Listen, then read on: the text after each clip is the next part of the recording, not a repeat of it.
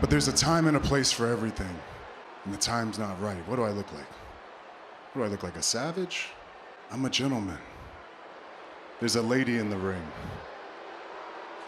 Grow up. Let's go on YouTube. Essentially, place be children, Mr. Annie. Better give you guys a Friday night SmackDown review from December 4th, 2020. We did hear the devastating news this week of the passing of WWE Hall of Famer Pat Patterson. It was on Wednesday. We touched on it on the Wednesday Night War. Obviously, we're going to go more into detail about Pat Patterson on the No Gimmick Scene of Wrestling podcast, so make sure you guys check it out. That should either be up on most likely Monday. Like I said, we do the podcast on Sunday, put the snippets up on Monday, but the podcast should be up on Sunday. Hopefully Sunday afternoon, Sunday evening, I would say.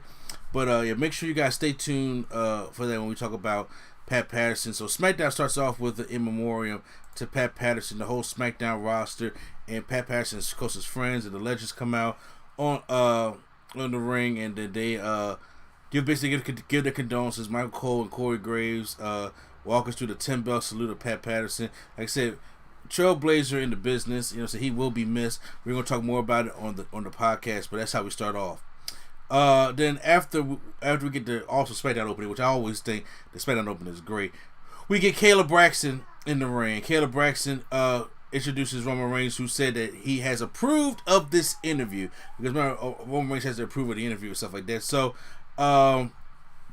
as they come down, Roman Reigns is coming down with Paul Heyman and Jey Uso. So Caleb Braxton asks Roman Reigns, "Is Jey Uso a pawn?" And then Roman says, "Wait a minute. He's not a manipulator. He's a provider. He's the head of the table." And he said, "Jay is one half of the best tag team of our generation, but what has he done since, other than being like a tag team guy?" Which he do got a point. And he said he provided Jay with opportunity to grow and but he didn't like the way Caleb addressed the question. He said, you had one job and you already messed it up. So he tells Paul Heyman, to handle it. So that basically Paul Heyman runs off the numbers and basically says that because of Roman Reigns, Jey Uso has been elevated. He's on the main event almost every week of SmackDown. The SmackDown ratings have gone up. Jey Uso has had a more prominent role since being come with Roman Reigns. So he is doing the best for Jey Uso. But then here comes Kevin Owens.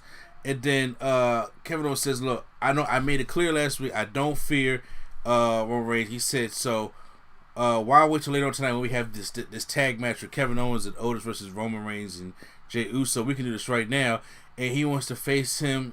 Well, first of all, Jey Uso grabs the mic, and Jey Uso talk about some. We do this. All right, we do the fight. Roman don't do all the fight. He said, "Hold on, I'm not talking to the busboy. I'm talking to the head of the table. I'm talking to the tribal chief here." And he says, "You know what? If we don't want to do it now, when? We can do it at TLC.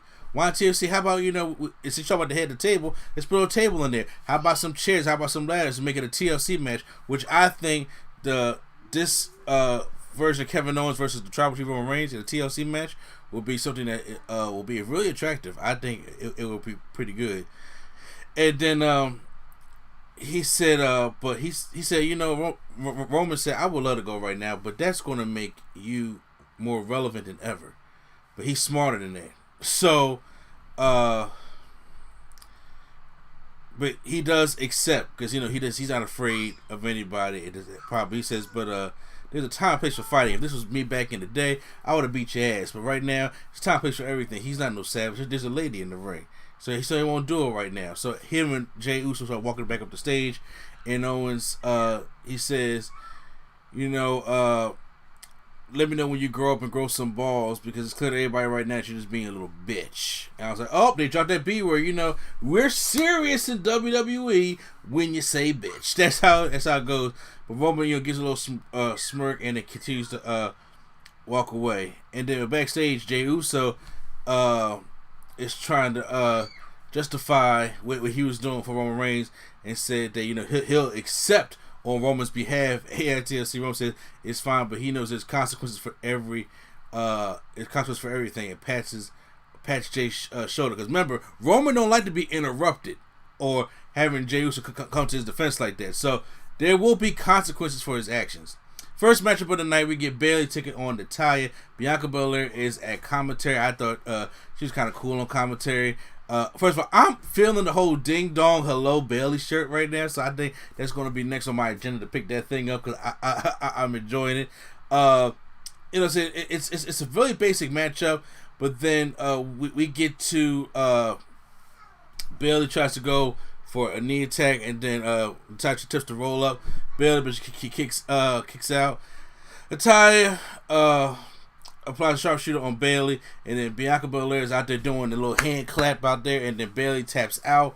So Bianca Belair is mocking her. So obviously we'll probably get that Bianca Belair and Bayley matchup at TLC, which should be still be dope.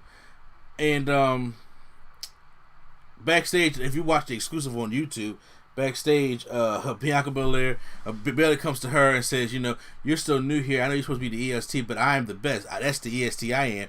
And SmackDown is my home. So ding dong, hello. So this is my show. But then her and Bianca Belair have a little conversation. Bianca about to take off her earrings. And then she says, my back hurts because I've been a sharpshooter. So put your earrings back on. We're not going to fight right now. So I thought that should be a good match. And Bayley is a good person to help elevate Bianca Belair up to that next level, especially get ready for the Royal Rumble and hopefully WrestleMania and stuff like that. So they show the tribute videos of Pat Patterson, and they talk. They have the tribute thing of him singing "Molly" from Frank Sinatra. So a lot of people love that song when they pass away. So then we have a Pat Patterson tribute 6-man tag team matchup, and all the 6 men that's in this match have been former Intercontinental Champions. We have Daniel Bryan, Rey Mysterio, and Big E taking on Sami Zayn, Dolph Ziggler, and Shinsuke Nakamura. Once again, all men, and Sami Zayn right now is the current Intercontinental Champion, have all been Intercontinental Champions before. So I thought this was pretty good.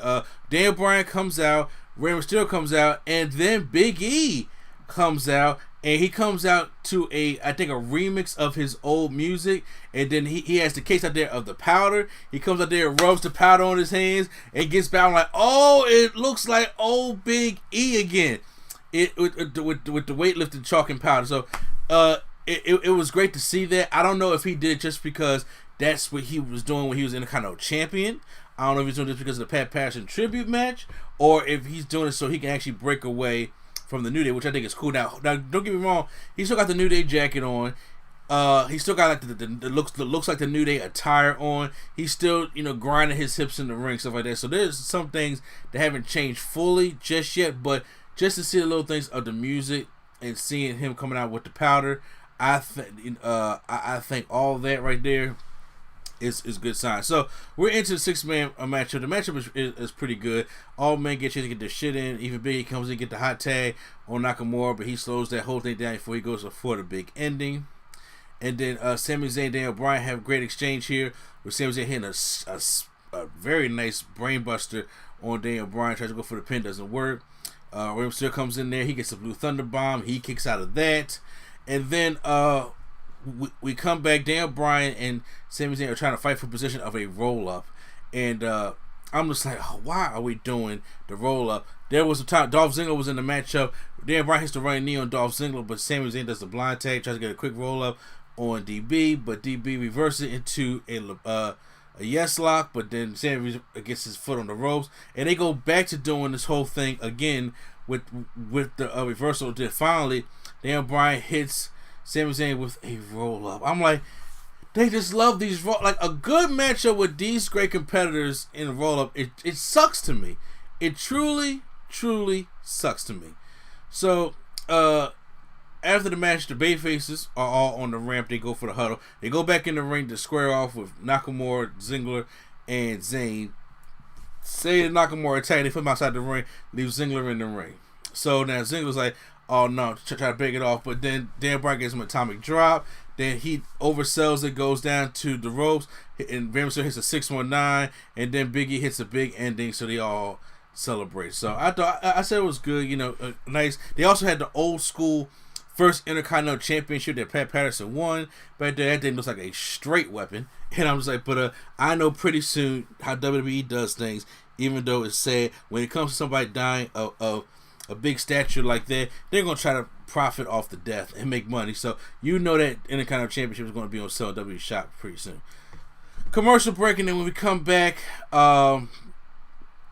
we get the split screen interview between Carmella and Sasha Banks, and they're separate locations. Carmella, talks about she's been everywhere. Sasha Banks says she's been the champion before and everything like that, and then she says she knows Sasha Banks hates her, and that she knows that being a WWE superstar wasn't her dream. Which you got the people that have a dream of doing this, and people who just walk in and it comes to her naturally. She says, I walk into the PC and everything came naturally. Which Sasha Banks laughs it off and says, you know what, if you want a title, we're gonna do this at TLC. There's gonna be a title match at TLC of Sasha Banks taking on Carmella, and then she said, Sasha tells Carmella that, but she better realize she's never been in the ring with a badder bitch than her.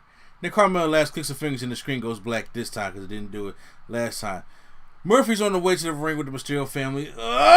This still bothers me. King Corbin wants a rematch of what happened last week. Murphy comes out there with the Mysterio family. Dominic is wearing this fuchsia pink turtleneck with this gold chain. I'm just saying, it just screams tacky. But then we get Corbin coming out with these two guys who have hoodies and blazers on, and I'm like, hey, my daddy always told me you never trust a man in a hoodie and a blazer. So the guys end up being Wesley Blake and Steve Cutler from the Forgotten Sons. Talk about forgotten. Like, we haven't heard any from the Forgotten Sons since, I want to say, June of this year. So the Forgotten Sons look like it's done. The Jackson, I mean, they're probably going to repackage Jackson Riker. I mean, he did say those controversial comments.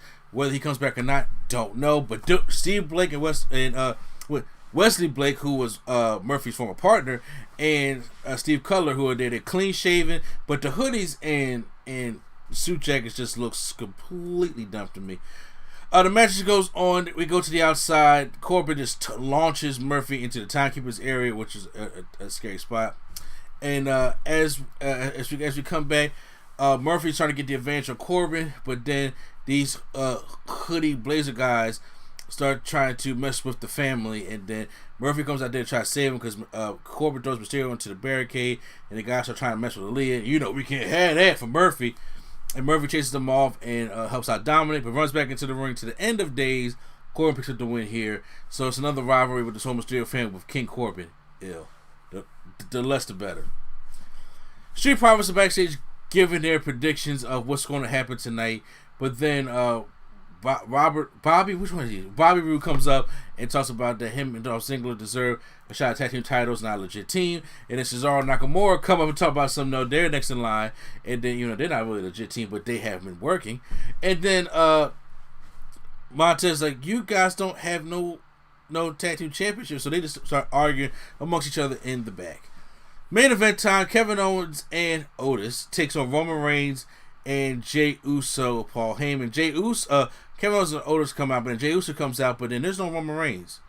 He's sitting there waiting. He walks down the ramp, and there's no Roman Reigns. So this could be the consequences for your actions of going in for a handicap match. So he does go in there for a little bit and takes on Otis and Kevin Owens. But then after a while, Roman's music hits. Roman comes out, and Roman just goes in, tags himself in, gives a Superman punch to Otis, like just out of nowhere, knock him off the apron, and Roman goes right after Otis, stands him into the announce desk, the ring post, and then go to the steel steps, and takes out the steel steps, and then just slams into Otis' chest over and over, like basically just taking out Otis. He's done.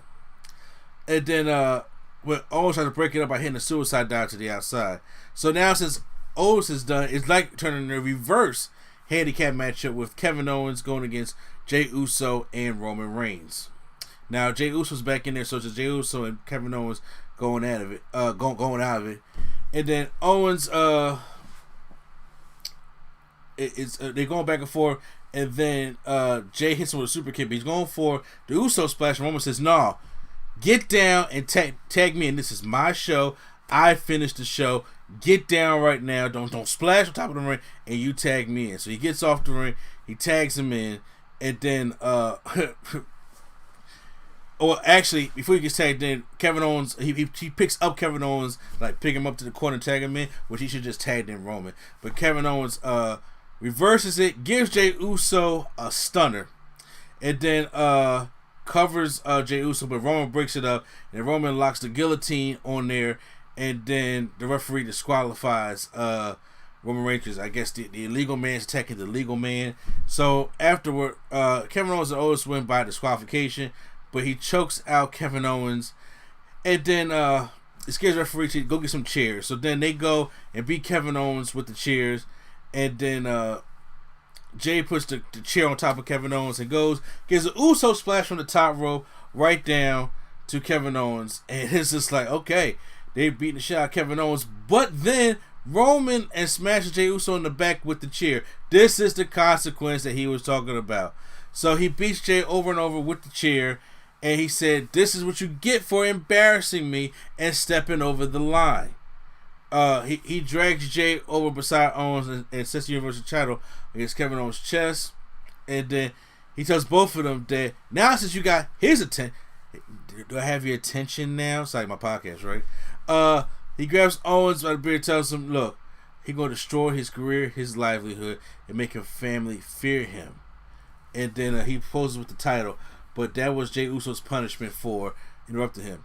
I thought it was a passable episode of SmackDown, so I give SmackDown a thumbs up this week. You guys post that in the comments what you think about SmackDown. The Roman Reigns Jey Uso stuff has just been gold. I think I was going to enjoy it, but it's been gold. It's been simple. I enjoyed the Pat Patterson tribute match, and the tribute video stuff they did for him throughout the night, because like I said, the 6-minute tag was pretty dope. The rivalry between Bayley and Sasha Banks growing, I enjoyed that more so than the match with Natalya, obviously. But in the Carmella and Sasha Banks thing was pretty good. King Corbin and Mysterio family stuff is going to be forgettable. But SmackDown gets a pass from me this week. So post any comments down below. How'd you guys enjoy Friday Night SmackDown? Hit the like button if you guys enjoyed my review. Hit the subscribe button for more WWE content right here on NC Studios. So once again, it's NC the place to be. Show Mr. Andy. And, I was about to say something else, but Nerd Coalition is out.